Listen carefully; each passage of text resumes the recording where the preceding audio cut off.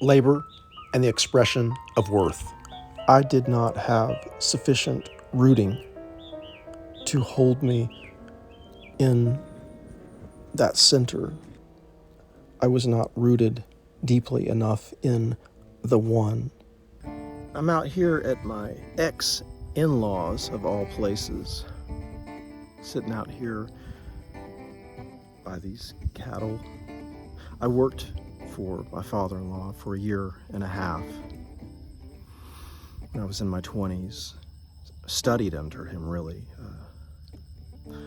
When I said, I guess we've got to call the plow repairman, he said, we are the plow repairman. I gained a great deal from getting to work closely with him for a year and a half.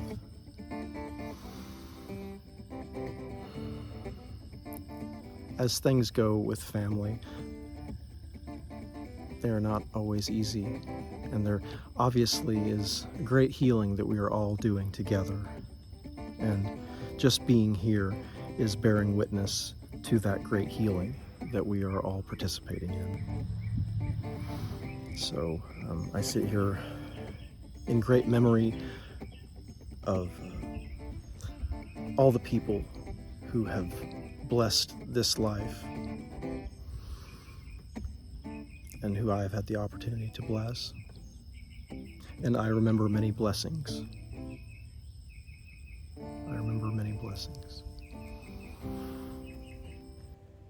I have recently been making these decisions to speak my mind, to be unafraid of offending someone, even sometimes.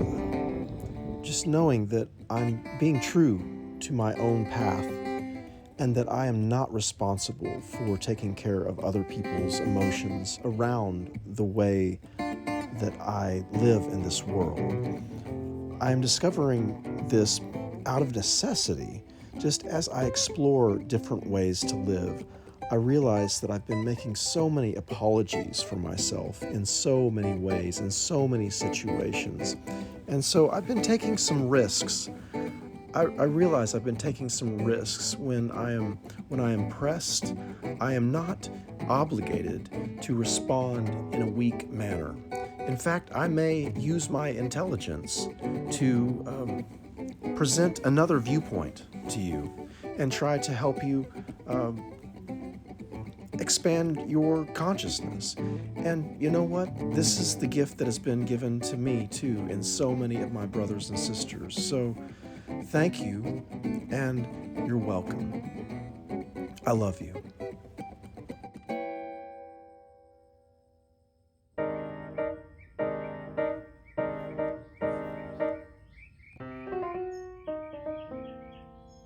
Labor and the expression of worth. The understanding I have is that Jesus didn't come for those of us who are doing okay. If we are content with the status quo, if we are content with the government in ourselves and the government out there, then we don't have a need for the type of help that Christ has to offer, because Christ is there when you are ready to die a death.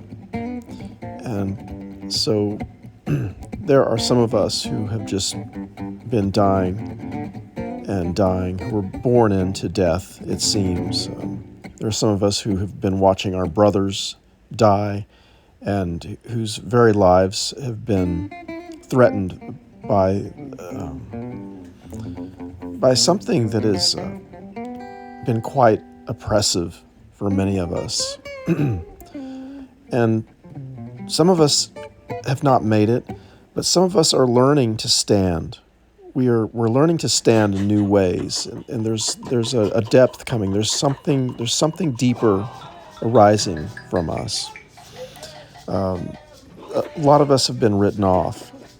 You didn't think we were coming back from our exile, but some of us are. We're coming back. We're coming back, and it's going to be good for all of us. It's a good thing for everyone that we're making it back. Yahweh,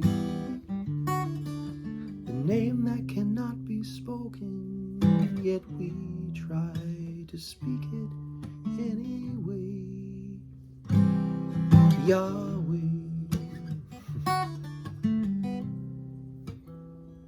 breath of God,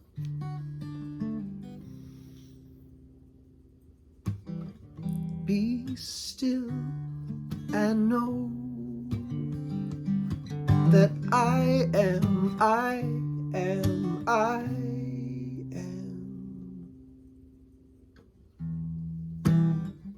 I am God, Yahweh, the name that cannot be spoken, but we try to speak it anyway. Breath of life, our communion, that which we all have in common. Deep call to deep, call to deep now, call to deep. Deep call to deep, call to deep now, call to deep.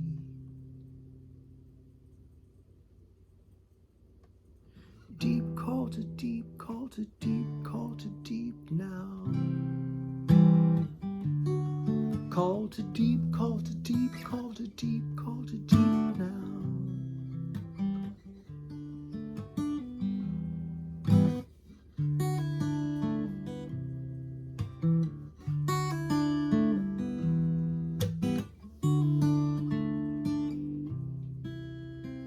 I am the red dirt sun,